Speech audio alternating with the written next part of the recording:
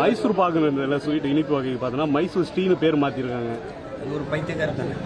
இப்போ நீங்கள் பாகிஸ்தான் பாக்குங்கிறதுல பாகிஸ்தான் வருது, இப்படி அவ்வளோ பயமா என்ன? அது பாக்கு கிடையாது, பாகு, சர்க்கரை பாகு, சுரமில்ல உங்களுக்கு வெள்ளை பாகு அப்படிங்கிற மாதிரி அது ஒரு பாகு. அது ஏன் பாக்குன்னு பாகிஸ்தான் எப்படி சொல்றது? ஒவ்வொன்றும் இப்படி இருக்கிறதெல்லாம் மாற்றிக்கிட்டே போவீங்களா?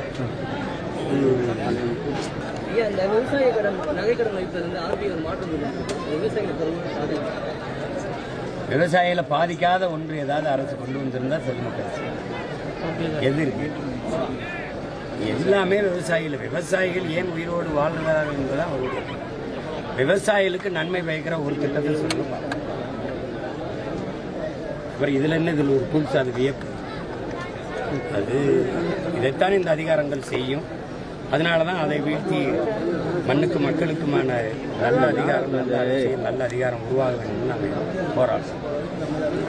மீண்டும் காளியம்மாள் நாம் தமிழர் கட்சியில் சேர்றதாக தகவல் மீண்டும் சேர்த்துப்பீங்க. அது தகவல் தானே.